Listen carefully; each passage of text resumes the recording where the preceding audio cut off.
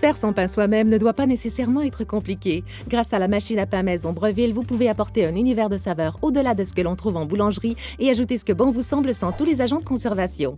Il s'agit simplement d'ajouter vos ingrédients, de choisir la grosseur de pain souhaitée et le degré de dorure souhaité, et la machine à pain se charge du reste. L'écran ACL intuitif vous permet de faire défiler jusqu'à 13 options de réglage pour obtenir une croûte à pain légèrement ou moyennement colorée ou foncée. Il peut faire cuire des pains allant jusqu'à 2,5 livres. Le livret d'instructions est idéal pour choisir parmi les 44 recettes expliquées étape par étape. Vous pouvez aussi inventer votre recette familiale préférée. Nous allons préparer un pain aux tomates séchées et au fromage feta en utilisant la position de réglage Krusty Loaf qui peut aussi être modifiée au besoin. Vous trouverez 2 spatules. La spatule foncée amovible est faite pour le pain. Elle se détache et laisse un trou plus petit à la base du pain. Puis la spatule fixe faite seulement pour la confiture. Pour commencer, sortez toujours le moule à pain et déposez-le sur le comptoir pour y mettre les ingrédients. Assurez-vous que la spatule amovible est placée en position horizontale. La chose la plus importante dont il faut se souvenir lorsque l'on fait du pain est de toujours utiliser les mesures exactes. Commencez par sortir et préparer les ingrédients nécessaires sur le comptoir et dans l'ordre présenté dans la recette. L'ordre étant toujours les suivants: les liquides, les matières grasses, les ingrédients secs, puis la levure. Tous les ingrédients doivent être à la température de la pièce car cela peut affecter l'action de la levure et la façon dont le pain lèvera et cuira. Pour ce qui est des liquides, utilisez seulement les carafes et les tasses à mesurer. Vérifiez le niveau en les posant sur le comptoir pour vous assurer que la mesure est exacte. Nous avons ici une demi-tasse d'eau plus une cuillère à table. Considérez la possibilité d'utiliser de l'eau filtrée ou en bouteille car les additifs présents dans l'eau du robinet peuvent avoir un effet sur l'action de la levure. 3 cuillères à table d'huile d'olive. En termes d'ingrédients secs, nous avons une demi-cuillère à thé de sel, 3/4 de cuillère à thé de gluten de froment élastique, ce qui donne un pain plus levé et améliore sa texture et sa structure, une cuillère à thé et 1/4 de basilic séché, une cuillère à thé et 1/4 d'origan et exactement 4 tasses plus 2 cuillères à table de farine à pain. Cette farine contient plus de protéines que la farine tout usage pour des pains plus riches en gluten et plus légers. Avec tous les ingrédients secs, vous pouvez soit verser la farine dans une tasse, soit l'ajouter à la cuillère puis niveler le tout à l'aide du dos d'un couteau pour vous assurer que la mesure est exacte. Mais ne tapez pas sur la tasse, car cela tasserait la farine. Aussi, n'utilisez jamais la tasse pour prendre la farine directement dans le sac, car cela la rendrait compacte et vous vous retrouveriez avec trop de farine. Ceci aura un effet sur la consistance de la pâte. Pour terminer, il y a une cuillère à thé et 3/4 de levure sèche active fraîche. La levure sèche active réagit mieux, mais assurez-vous qu'elle n'entre pas en contact avec les ingrédients humides. De cette façon, la pâte sera bien pétrie et elle lèvera bien. Aussi, soyez attentif aux quantités. Pas assez de levure et le pain ne lèvera pas. Trop de levure, il lèvera mais s'affaissera rapidement. Ajoutez maintenant les ingrédients dans votre moule.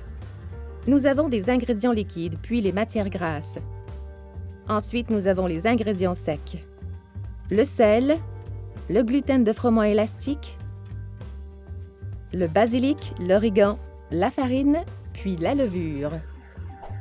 Assurez-vous d'essuyer toute trace d'ingrédients qui auraient pu se répandre sur le bord du moule afin qu'ils ne tombent pas dans la chambre de cuisson.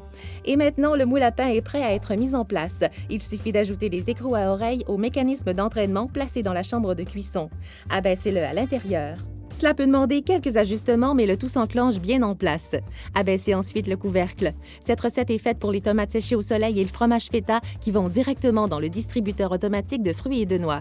Vous pouvez vraiment mettre au goût du jour une farine blanche en ajoutant des fruits séchés, des noix, des pépites de chocolat et des graines, car les ingrédients tomberont exactement au bon moment sans que vous ayez à surveiller le processus.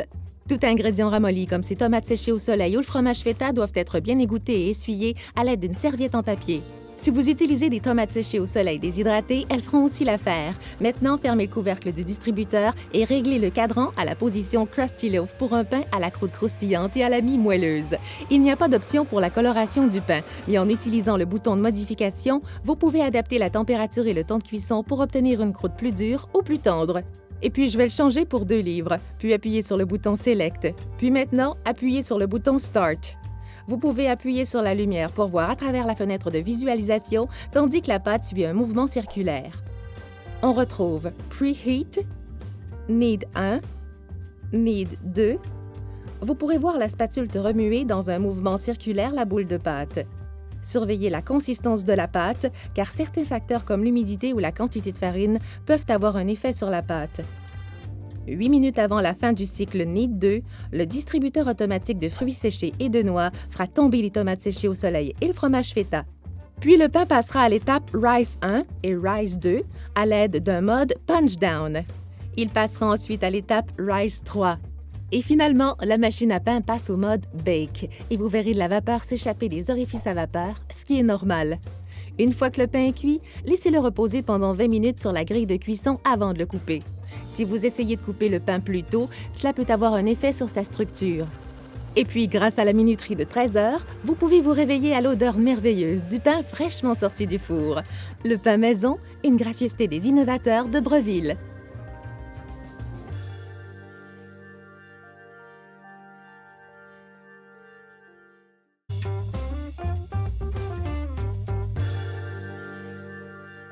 Faire son pain soi-même ne doit pas nécessairement être compliqué. Grâce à la machine à pain maison Breville, vous pouvez apporter un univers de saveurs au-delà de ce que l'on trouve en boulangerie et ajouter ce que bon vous semble sans tous les agents de conservation. Il s'agit simplement d'ajouter vos ingrédients, de choisir la grosseur de pain souhaitée et le degré de dorure souhaité, et la machine à pain se charge du reste. L'écran ACL intuitif vous permet de faire défiler jusqu'à 13 options de réglage pour obtenir une croûte à pain légèrement ou moyennement colorée ou foncée. Il peut faire cuire des pains allant jusqu'à 2,5 livres. Le livret d'instructions est idéal